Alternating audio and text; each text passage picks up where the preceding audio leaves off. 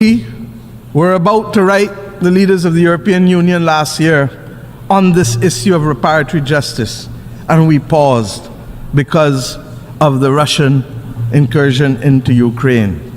But it seems as though there are not those who want to make peace there or elsewhere in the world, and therefore we have to lift our finger off the pause button and resume the discussions, because the development deficit caused by centuries of exploitation is now affecting our capacity to build the resilience that is necessary in our nations. Similarly, I want to thank, because a year ago we did not have the Paris Agenda for People and Planet. We had the Bridgetown Initiative, and the Bridgetown Initiative has allowed us to keep the debate going, because we need to change, as I said Monday morning in this hall, the belief that we can have short-term money financing development and building resilience. I shan't go into all of the details because we don't have the time, but suffice it to say that we are committed to the twin battle of saving people and planet, and to ask us to do anything else is a false construct that does not work. The markets have to be educated as to why long-term capital is the only salvation for developing countries and ultimately for people and planet.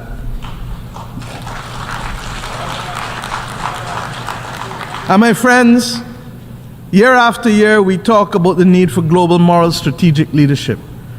I shan't go into all of the details, but in my own region, in Africa, in Latin America, in the Pacific, there are too many examples where we fall short. And I speak specifically now first and foremost about Haiti. The world owes Haiti a resolution. It is not a matter of options. The world owes Haiti a resolution. A year ago we knew that the gas riots had led to serious instability, and 12 months later we cannot get out of this building and into the support that the people of Haiti need. There is no doubt a need for a legitimacy with respect to the government of Haiti, and therefore a national unity government may well be the only bridge that can carry us to safety. The Caribbean community has appointed 3 former prime ministers as an eminent persons group. And as we heard the Secretary General say in this hall, politics is the art of compromise. Diplomacy is the art of compromise. I say simply to those who act in the name of the people of Haiti, there must be compromise in constituting that government of national unity if we are to provide the bridge, to provide the security, to stop women from being raped, stop people from being killed, stop people from being affected by cholera and other public health diseases. But even when we put in the institutional support that Haiti may need, and I want to thank the governments of Kenya and Rwanda, who from as far back as 12 months ago committed to being able to provide the kind of institutional support and leadership that the Haitian police need. But as they did that commitment, what they have not necessarily accounted for is the continued reduction in the numbers of the police, largely because of persons fleeing to lands of greater opportunity and being facilitated in so doing. This cannot wait much longer. And I hope that those who constitute the members of the Security Council will recognize that they cannot use Haiti as a pawn, because they have suffered for too long and by the hands of too many. I return now to the issue of Cuba. That Cuba can help so many in this world, and yet be the continued victim of a blockade of over 60 years, but worse than that, a designation as a state sponsor of terrorism is wrong, wrong, wrong. We left Cuba last week, and what the people of Cuba are being asked to face on a daily basis because of a designation by a dying presidency is wrong. And the voices of the global community, many of whom have been the beneficiaries of Cuban assistance, need to stand united and to be able to say that we cannot fight these battles when we need all hands on deck to save the planet. The artificial division of who is right and who is wrong and who is good and who is bad in the eyes of those who are powerful cannot continue to be the way in which this world functions. And let us go to Venezuela. Oil is likely, oil prices, to go over $100. And those small countries who do not produce oil will be the victims of it, as will be our people, including in large countries like the United States of America. We must bring resolution to these issues. And it is not incapable of resolution.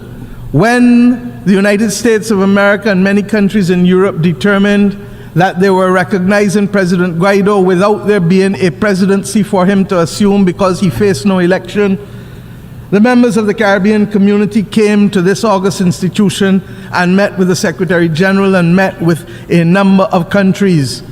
And little by little we saw people apply their hearts to wisdom and to recognize that the Charter of the United Nations did not allow for that kind of unconstitutional conferral of presidency on anyone.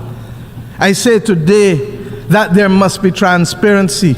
It cannot be that the Caribbean community that needs a mechanism for stabilization in an energy crisis cannot have access to the concessionary prices that the government and people of Venezuela are prepared to make available to its neighbors to minimize the suffering.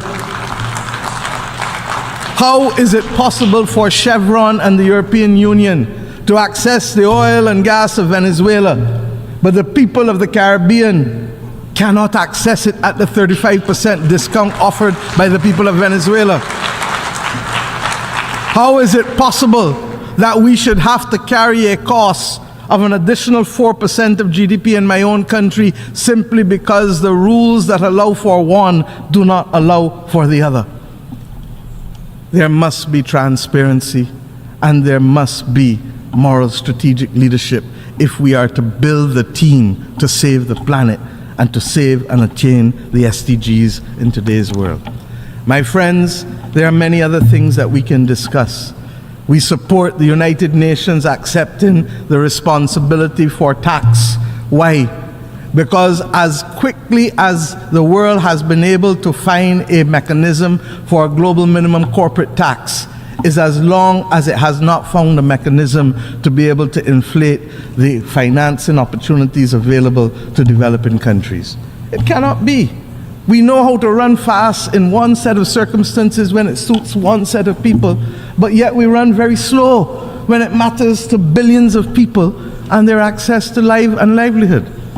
I do not want to prey on your time anymore, but suffice it to say that we have reached a point where we must give thanks for the progress made, but recommit ourselves. For the mission was never simply to make progress. The mission is to be able to save the planet and to give the people of the world the best opportunity for life that is necessary for them as human beings. I believe that reform is critical at this point.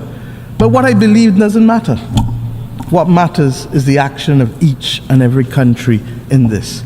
And will we always be in a position of flux? No. There is hope because human beings want to survive. But the problem is that those whose actions we most need may be so confident in their survival that they do not act early enough for us. And that is why I say, will we trod the road to be able to get to the gates only to find that we are too late and the gates have closed? It will be open for some, but it will be closed for many. What's up guys, welcome back to my YouTube channel once again. My name is Dash Lifestyle. Kindly for watching me for the first time, remember to subscribe, like, share and also comment. To my returning subscriber, thank you so much for always coming back and watching my video. Thank you so much for the love and support. So guys, I hope you have watched that powerful speech from the Prime Minister of Barbados, Mia Mottley. I really love Mia Mottley because she's that one of the Caribbean leaders who really love to fight for the rights of the black people, and also she always defend the Caribbean country. In her speech, she has come out and called the Western people to leave some of the Caribbean country alone. She has come out and talk about Haiti. You have seen what it is happening in Haiti. It is because of the Western people. It is because of the France that up to date Haiti it is not stable. These people, they were destabilizing Haiti. They were turning Haiti leaders to be a puppet leader, to be a sellout leader. And because of that, the Haitian people, they decided to come out and fight for their country, because these people, they were benefiting from the Western people, they were benefiting from Haiti, and you can see the Haitian people, they were not benefiting from their country. The Haitian leaders, they were sellout leader, and that's why up to date the Haitian people, they are still fighting back their country, and it is all because of these Western people. And Mia Mottley, she has come out and defend the Haitian people by telling these Western people to leave Haitian alone. Haitians need to stand by its own. Haitians need to be full independent, not these people coming and destroy and destabilizing Haitian country.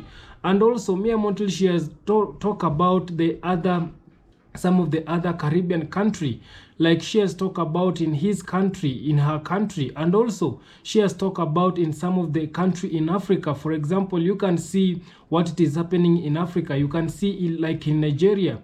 Nigeria, it is the biggest country which produce oil, which mines oil.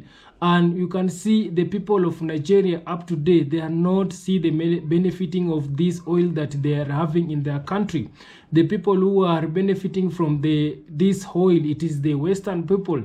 You can see some of the Nigerian people, they cannot even afford to buy oil, and oil it is found in their country. Oil it is coming from their country. And you can see these people, they are poor, but they have oil. This is tell you that the people who are benefiting from these resources, they are the Western people, and it is because of these Western people they have come out and turned the Nigerian leaders to be a puppet leader, to be a sellout leader. And you can see all this oil which it is coming from Nigeria, it is going to these Western people, and that's why Mia Mottley, she has come out and called these people to leave some of the African country and some of the Caribbean country alone. And I really love Mia Mottley because she's that one of the Caribbean leader who she doesn't entertain any joke. She doesn't entertain any form of corruption in the Caribbean. She's always talking about Caribbean and African countries to unite, simply because revolution it has started. She has come out and say revolution it has started. So these Western people, they need to leave black country alone. Right now, black country, they are standing in their self. Black country it is developing, and one of the major reasons to why these people, they don't want to leave some of our black country, it is because of how they are seeing black people you are uniting. It is because how these people, they are seeing the population of the black people, it is growing, but their population it is decreasing, and that's why they have started to fear us black people. In each and every black country, these people, they want to destabilize each and every black country so that it can make their country to be more developed, to be more on top of this other African country. And that's why up to date these people, they are still trying to turn our African and some of our black leaders in the Caribbean to be a sellout leader, to be a puppet leader. But there is a time that the time it is coming for us black people to come together. I want to see the black Americans uniting with the black people in the Caribbean. I want to see the black people in the Caribbean and black Americans uniting with African people, simply because revolution it has started. And right now we have started to kick these Western people in our country, in our black country. These people, they have done harm to us black people. The times of slavery up to date, these people, they are still oppressing us black people. These people, you can see what it is happening to the black Americans. The black Americans, they are being given less opportunity. Black Americans, they are being discriminated in United States.